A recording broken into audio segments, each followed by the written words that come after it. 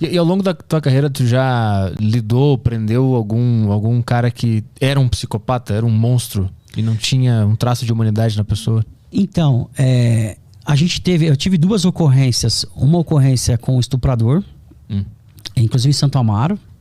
Esse indivíduo, ele tinha praticado um estupro a uma menina de 7 anos.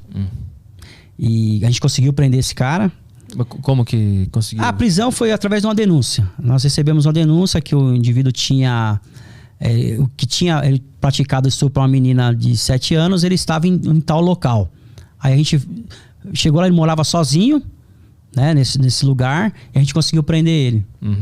E o cara, você conversava com o cara, parecia que nada tinha acontecido. Você nenhuma expressão de remorso, nenhuma expressão nenhuma. Eu falei, não, senhor, a casa caiu. Foi uma coisa que ele falou. Falou que a casa caiu? A casa caiu. Caralho. E eu falei, cara, o que você fez, meu?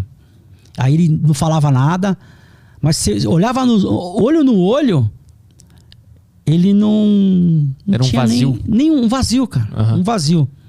Eu falei, você viu o crime grave que você cometeu?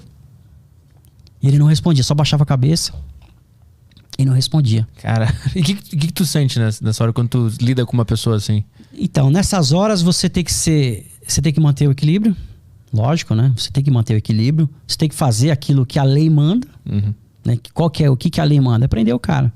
E as pessoas querendo... então, detalhe, né? As pessoas ainda queriam vir pra cima dele para um possível linchamento. Enfim, aí você tem que ter esse controle... no sentido de que isso não aconteça. Mas tem uma parte da tua mente que é a mais humana possível, que tá fora da lei e tal, que não tá presa à lei. Não, a minha vontade, se eu for falar aqui, enfim, né? Dá um chute na cara do cara. Você fica altamente chateado com a situação, né? Mas você tem que cumprir o dever. E qual foi a outra que você tem que cumprir o dever. A outra foi de um indivíduo que ele matou as 2 filhas. E olha só, nesse caso, a gente teve um primeiro contato com ele, né? Que foi só para você entender o contexto, foi irradiada uma ocorrência de um indivíduo que estava agredindo crianças, isso na região lá da Sabará. Nós chegamos numa residência, o portão estava fechado. Uma menina veio com um corte muito grande no pescoço. O outro filho dele já estava caído no chão logo à frente. E ele percebeu a nossa presença. Assim que ele percebeu a nossa presença, ele correu. E ele se enforcou. Caralho. Ele se enforcou. Tudo por causa de questão de relacionamento. A mulher dele, ele tinha descoberto que a mulher teve um relacionamento extraconjugal.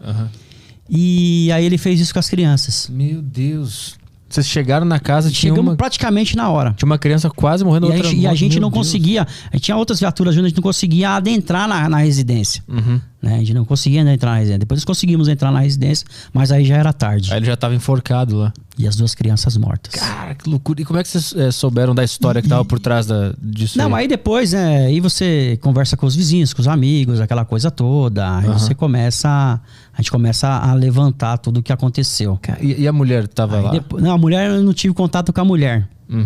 Pra você ter uma ideia, por mais que você seja bem preparado, por mais que você seja...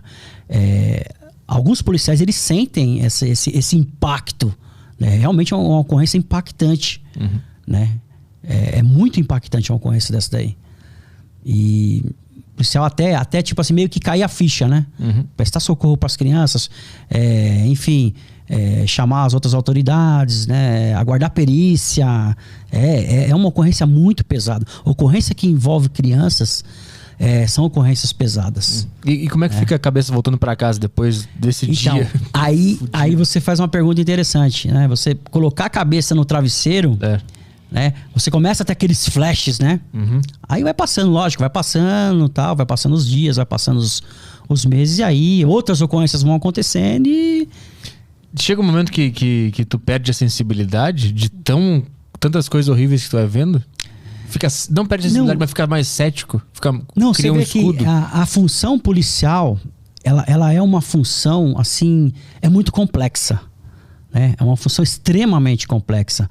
E você lidar com inúmeros crimes, você lidar com a tragédia, né? Com os cenários de tragédia, com os cenários à margem da sociedade, vamos se dizer, né? Porque o policial está muito ali à margem da sociedade, com todos esses problemas. Se ele não souber lidar com a inteligência emocional, se ele não souber lidar com a parte emocional dele, ele fica abalado. Mas como é que faz para conseguir preparar a inteligência emocional para lidar com uma situação dessas, por exemplo? Tu consegue preparar? Como é que você medita, falou bem sobre essa questão de você criar uma casca? Não, se você falou muito bem aquela questão de você não ter sentimento ou não, né? Você ficar insensível com uma situação. Não é que você fica insensível. O policial é um ser humano. Mas é como se tivesse uma armadura, né? Aquela armadura, né? Mas só que essa armadura, ao longo de uma carreira, ao longo de uma construção de histórias, desse cenário de caos, né, que se vive ao longo de uma carreira, a parte emocional, ela às vezes, de certa forma, ela é um pouco afetada. Né? De certa forma, às vezes é um pouco afetada. Né? Ao longo de você ver tantas tragédias, se você não tiver fazer terapia, se você não praticar coisas que te agreguem valor, né? Porque aí senão a balança ela fica muito descompensada, eu falo. Né? Você tem que buscar valores. Que tipo de atividade você tem que fazer para compensar? Atividade física para compensar. Atividade física é muito importante. Fazer coisas que te agreguem valor. E são coisas fundamentais para você sair daquele ambiente, né? Porque você está terminando um serviço, por exemplo, terminar um serviço e ir para casa, você tem que fazer coisas que te agreguem valor. Porque senão, se você viver só o mundo polícia, só viver aquele mundo, isso daí, ao longo tempo, isso não faz bem, né? Isso não faz bem. Então tem que ter essa compensação. Mas chegou alguma hora na tua carreira que tu percebeu que tu estava caindo nesse buraco de não ter a compensação e a partir daí entendeu isso e começou a buscar? Não, sim, isso aí é normal. Você começa a perceber que, por exemplo, eu tô pra mais nisso daqui, né? Tá meio que me desequilibrando. Opa, tá me desequilibrando, tem que ter inteligência emocional no sentido de buscar fatores de proteção, né? Fatores de proteção, família, atividade física, filhos, né? Enfim, tudo coisas que agreguem valores, né? Leitura, que eu sou um cara que eu leio muito, tô falando por mim, né? Ter hobbies saudáveis, né? Coisas que te desprendam daquele mundo de só tragédia, né? E você buscar coisas que agreguem valor.